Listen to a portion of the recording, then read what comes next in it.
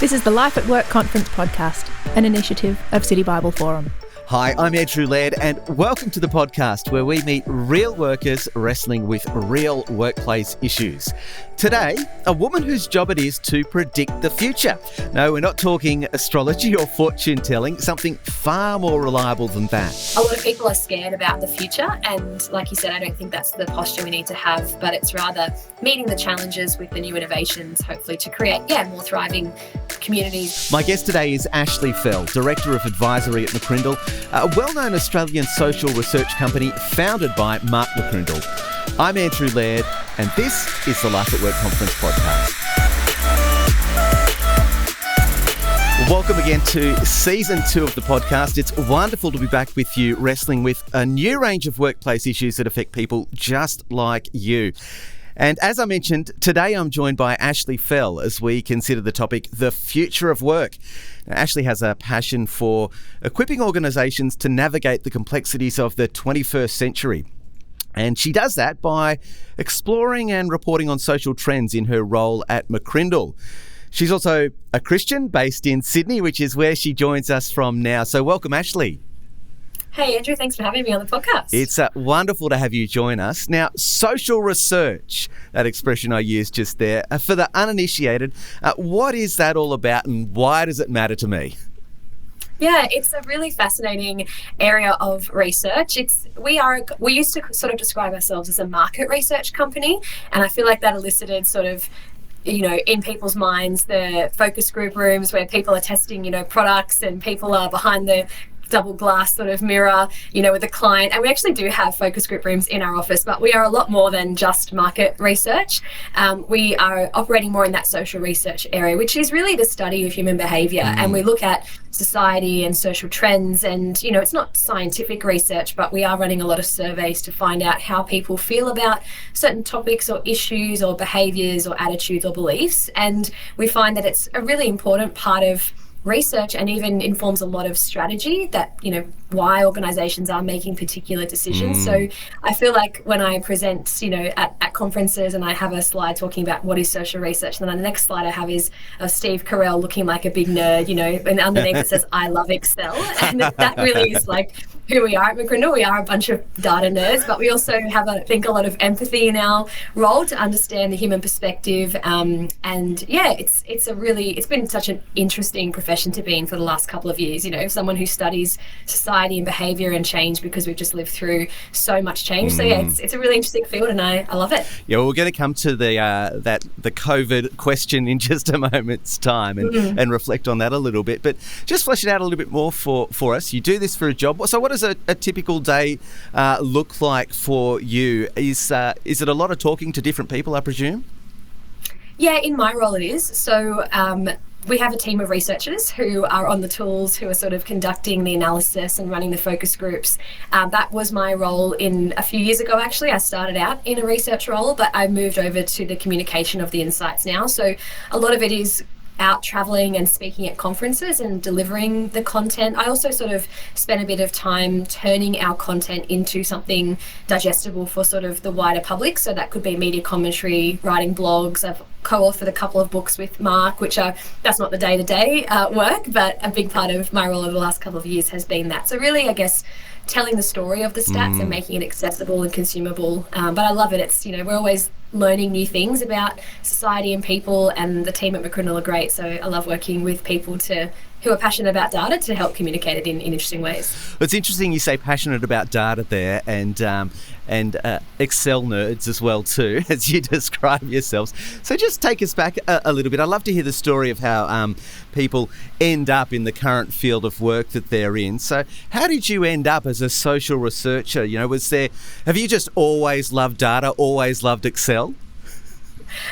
Not personally, to be honest. And it's interesting because we just hired someone recently, and he's our data scientist, and he was actually my year 12 maths teacher. Right. And so, it's so funny. It's kind of come full circle, and he's always like, Ash, you undersell yourself with your maths ability. But it wasn't my favourite subject at school. I did gravitate more towards history and English. So even when I started at McCrindle, I mean, we love Excel, and Excel does a lot of that hard maths for you, you know, it spits out, it's a powerful tool, that one. But I think for me, as I reflect on my childhood and my life and even my teens and 20s, it has really led me here in terms of, I guess, I really enjoy storytelling. I really enjoy communicating. I did debating when I was younger. I did public speaking. I worship lead at my church. So being in front of people hasn't ever sort of freaked me out, but it's just been getting across the data and communicating that, which is the skill I've sort of developed and honed at McCrindle. But yeah, I feel like when I was a bit younger, I wanted to maybe be a teacher, if anything. And then I went to uni and I just picked a degree that was a bit vague in the communications field, and it was called social inquiry. And I chose it instead of journalism or PR because it was the most vague, because I didn't know what I wanted to do. And I was at uni, and a friend of mine who went to school with as well, actually, she was interning at McCrindle, and she said, oh, you should apply, they're looking for another researcher. And I was like, oh, nah, I want to go overseas when I finish uni and travel for a bit. She's like, I reckon maybe just interview and see. So I met Mark before I'd finished uni, actually, and was just really taken by the role and the organisation and the values. And I've been here ever since for almost 9 years now. Wow. So it felt like a real God moment in terms of directing my life here. It sounds like you found your sweet spot, both in terms of, some of that interest in numbers and data, but being in a role where the role particularly that you have is to communicate that and tell the stories. And as you say there, that love of history of yours, in some ways it's almost, and we'll come to this as well, looking back is, I'm sure, a key part of the role, but particularly looking forward as well too, and trying to project in light of what is going on now. Ash, I'm just interested, are you the kind of person who outside of work can't help yourself but just observe cultural trends that are going on around you, or can you switch off at all? I can switch off, but as I reflected on this question, I feel like, yes, I do actually am a social researcher when I'm not at the office. I'll be traveling somewhere and I'll turn to my husband and I'll be like, what do you think the demographics of this area are? And he's just like, what are you talking about?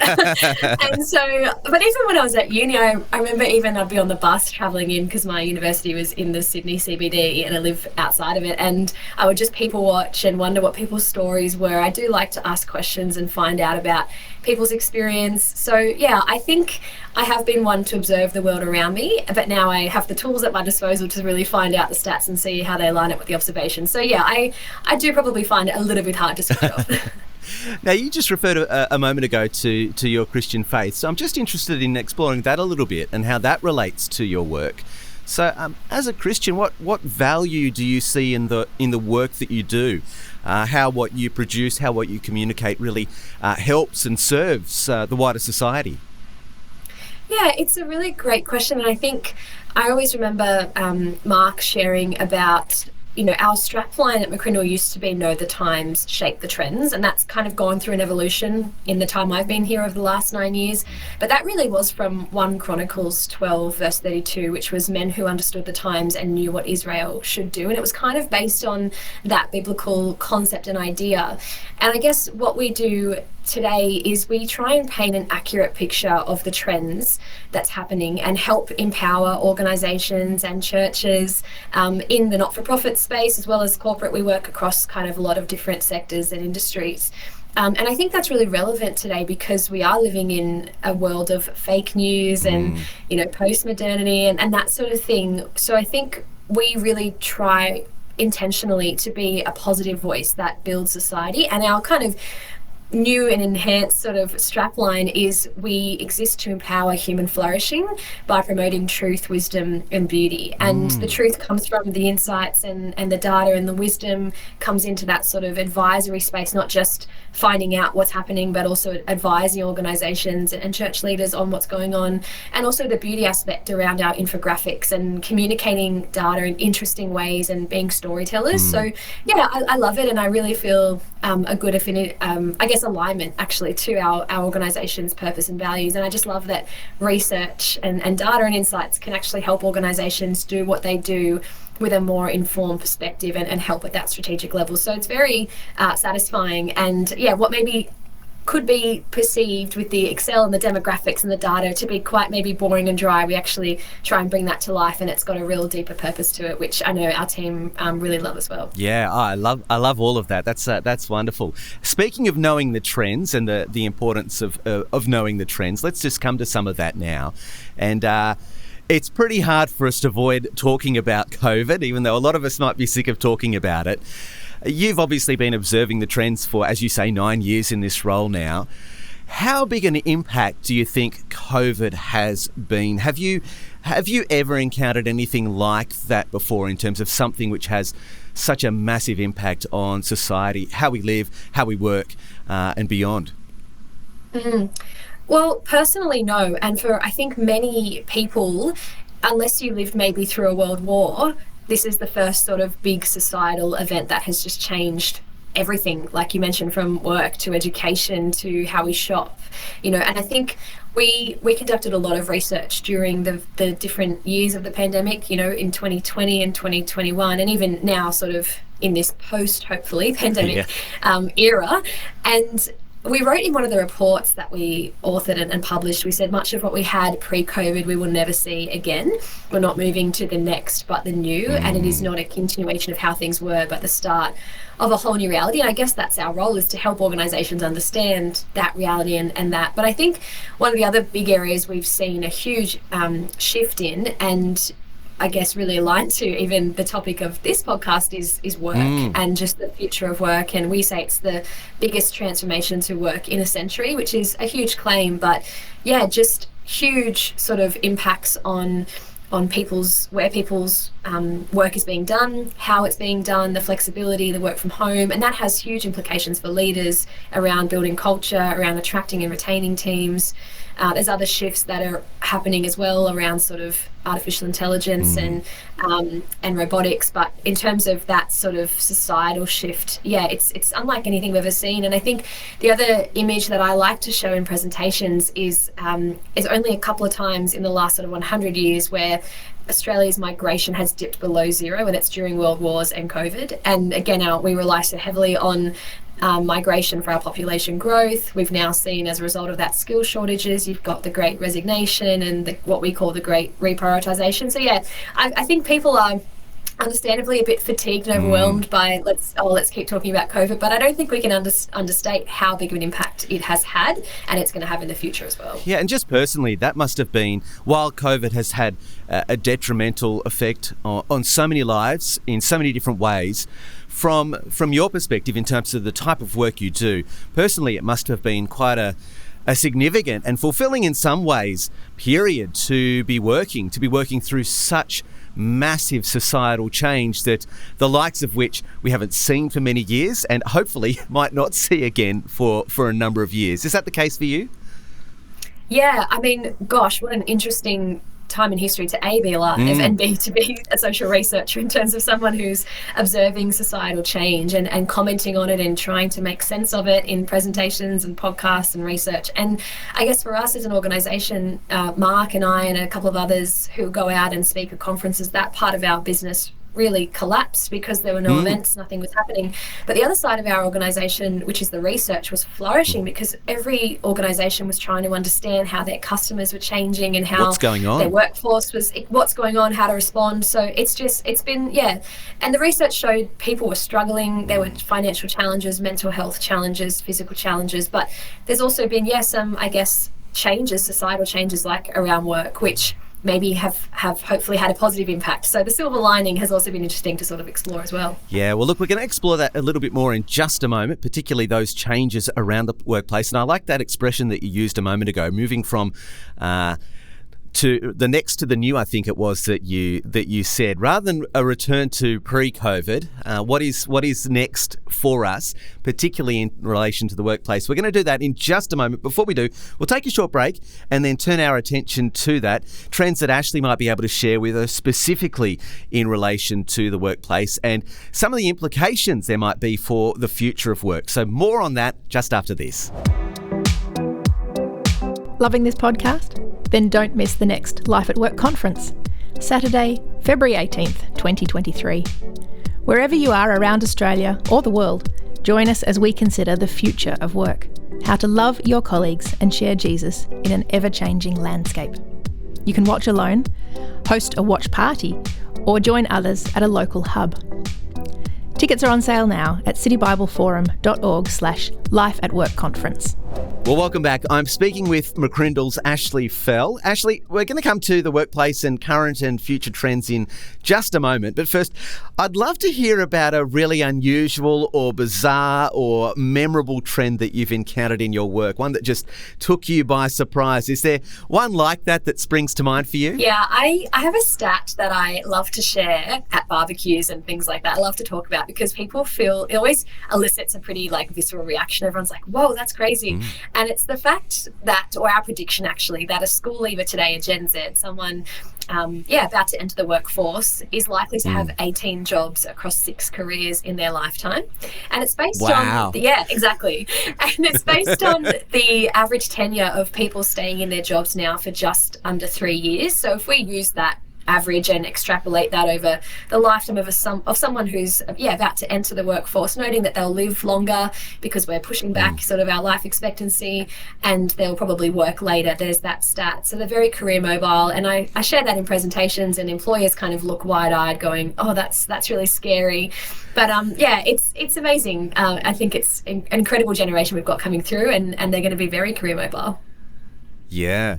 Well, there you go, listeners. If there's a barbecue stopper stat to take with you to the next barbecue that you're at. And we're going to talk about those younger generations coming into the workplace shortly. But Ashley, let's think about some of the current and future trends that you're seeing in your research around the workplace. Just give us a snapshot of what some of those major trends are that you're noticing, particularly in the wake of the pandemic.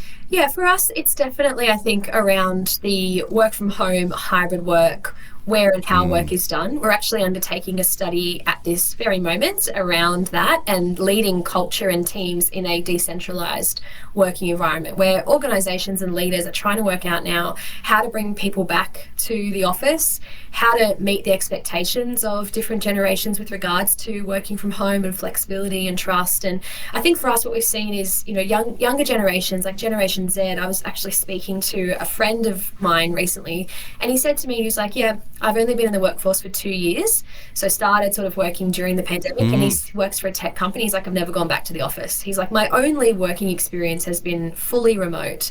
And that's just such a different experience to people who are older and more experienced. And even reflecting on it, and the research shows us that younger generations almost expect flexible working now because we've had it for so long, but older generations often see it as a real privilege. So how do you navigate that tension? So the work from home, the flexibility is there that we're already seeing, and some future ones as well.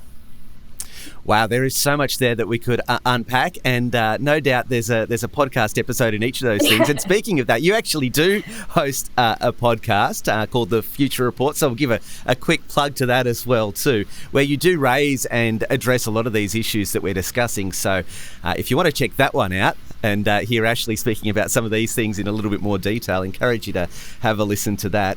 One of the episodes that you released in recent months that was particularly helpful for me just in understanding myself, but also in terms of the other people in my life or the people that I work with was one on HOGO.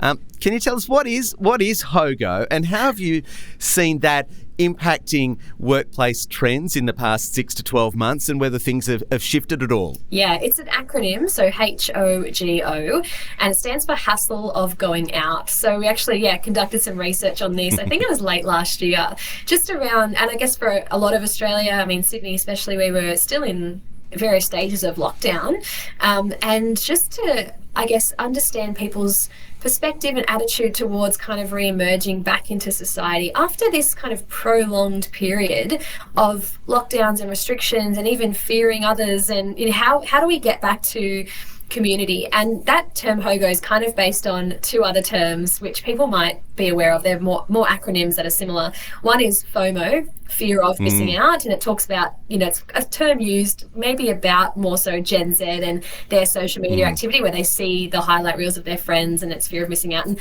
I often say, if you're a bit older or more experienced in your life or a bit further on, maybe it's not FOMO but JOMO, the joy of missing out, where you don't fear it but you enjoy a night in, to yourself. So I think it's all based on that and this HOGO concept. But what we wanted to do with the research is to understand where people were at and communicate that for leaders of organisations, even of churches, that coming back and re-emerging actually is taking a little bit more time than maybe we expected. There was definitely a desire for people to want to be back in community, but also we had to sort of realise that people needed to ease into that and just maybe take it a bit slower. So I think for us as Christians, we know that we're made to be in relationship with others and in community with others. And for many, actually about 70% of Australians, the workplace is where they find community, and it's key for their social interaction, even more than their homes and their families, which is incredible. So I think if anything, it means we need to maybe work hard at getting people back into those rhythms, which we know are healthy, but it's just been, we say COVID was not really a pause but a full stop, because it just went on for so long, the lockdowns and changing restrictions and that fatigue many of us felt. So HOGO, hassle of going out and just being aware that some people still find it maybe a little bit of a hassle to get back out there. Yes, the HOGO resonates with me. It's still to a degree, although of those ones you mentioned before, I think it's the JOMO for me. I straddle millennial / Gen X, and I can kind of go either way depending on what mood I'm in. But the JOMO, the joy of missing out, very much resonates with me in my stage of life. Me too, absolutely. Now, you've mentioned a number of the different generations there, and some of the younger generations, like the Gen Z, like the Gen Alpha, which is a term that your colleague, or Mark, who set up McCrindle Research, actually coined. That's a little bit of a claim to fame to have coined a generational term. Yeah. I want to think particularly about some of those younger generations who are coming into the workforce or are about to come into the workforce, and often perhaps older employers or older people in the workplace might have a disparaging perspective when it comes to thinking about younger generations. And you mentioned some of those generational divides that are happening in terms of flexibility just a moment ago.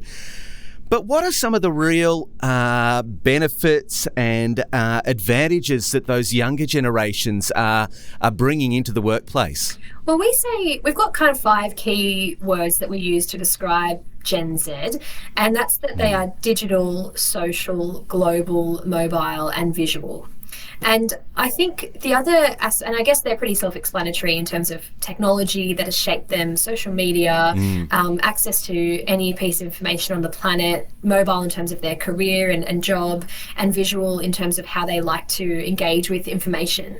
But I think something else that has been an age-old sort of thing is that intergenerational sort of warfare. And sometimes I use this quote in presentations, about understanding Generation Z, and it's youth today love luxury. They lay their legs on the table, they tyrannize their elders, and then I don't reveal who said it, but it was actually Socrates in 500 BC. And people go, that could have been, a comment from today. And it is this kind of age-old thing, so it's important to be aware of that. But what our research is also finding is that these younger generations are really driven and ambitious, and they want to work with purpose, and they want to work for an organisation where their values align with them. So there's some key benefits there. I think there's always going to be a challenge, and managing the expectation, whether it's work from home, whether it's advancement or training. I think younger generations are so ambitious, which is great, but they're like, well, why haven't I been promoted yet? Or why they just kind of want to fast track things. So it's maybe helping them understand the journey that it needs to take. But we also have a bit of an acronym we call CPI, which stands for Culture, Purpose and Impact. And we really do believe that I think every generation, but particularly younger generations, are expressing this desire to work for an organisation that has a great culture, that has a really strong purpose, and where they feel like their work is having an impact.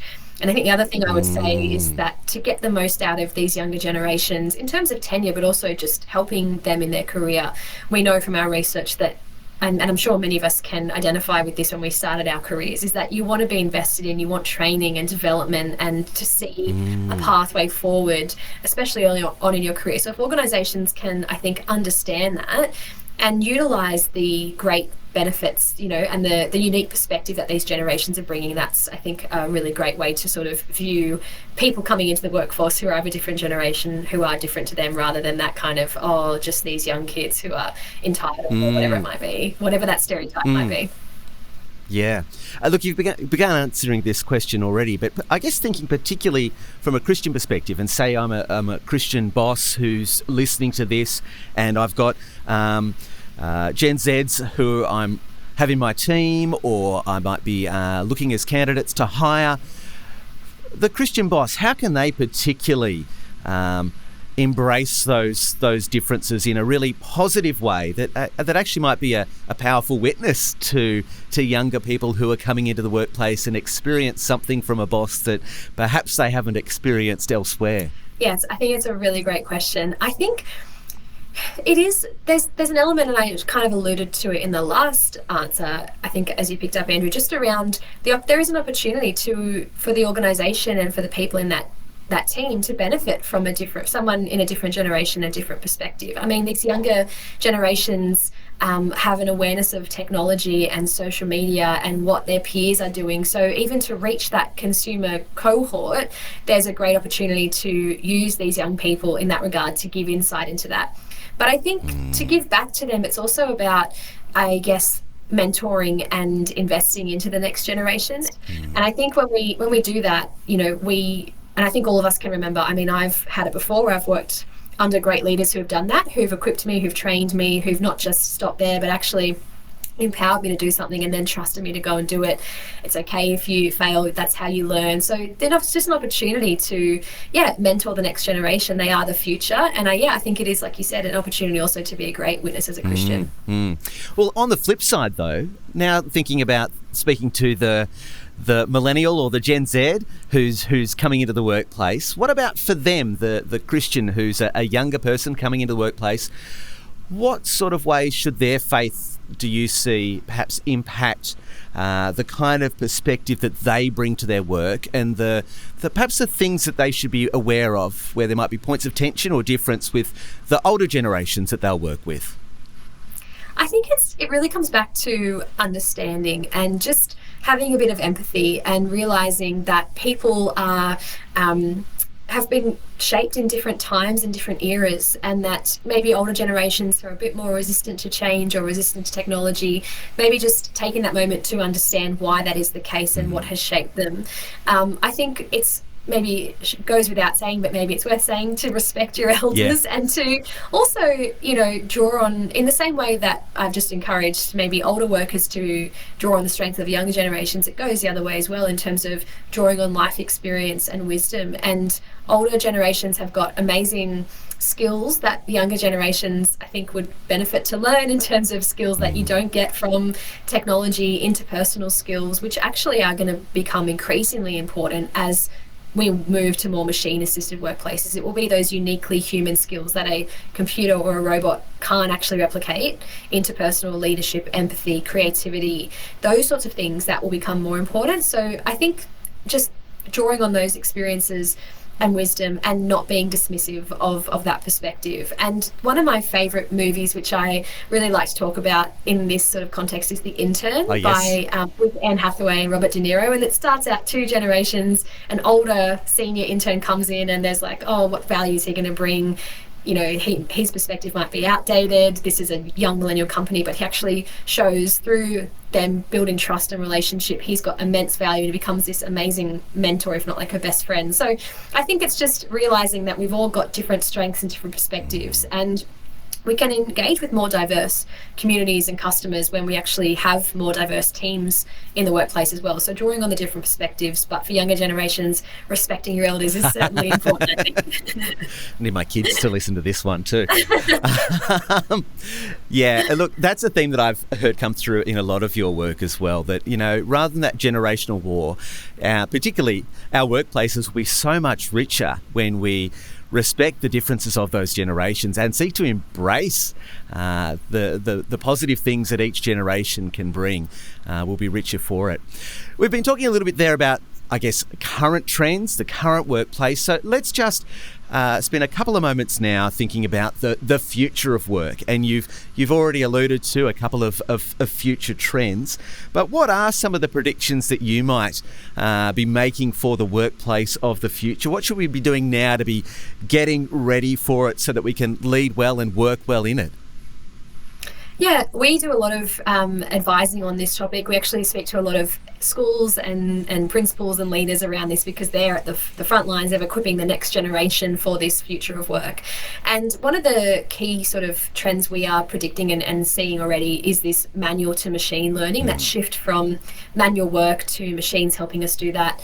And so that's kind of, robotics, artificial intelligence. And I think, to be honest, when people talk about the future of work, sometimes I wonder if that's just like a synonym phrase for will a robot take my job? Yes. Like if that's kind of the fear we have, which is a valid fear, I think in some ways, like because I think anything that can be automated will be automated to make the work we do as humans maybe more meaningful and easier on our bodies physically, those sorts of things. So there's that shift. But at the same time, there's another shift happening, which seems maybe counterintuitive to that first trend, but it's actually from technology to humans. So as that sort of machine learning comes in, I think what we're going to see is more a need for more sort of human skills, uniquely human skills, like I mentioned before, around creativity and complex problem solving and empathy and leadership, those things that a robot or a computer can't sort of automate.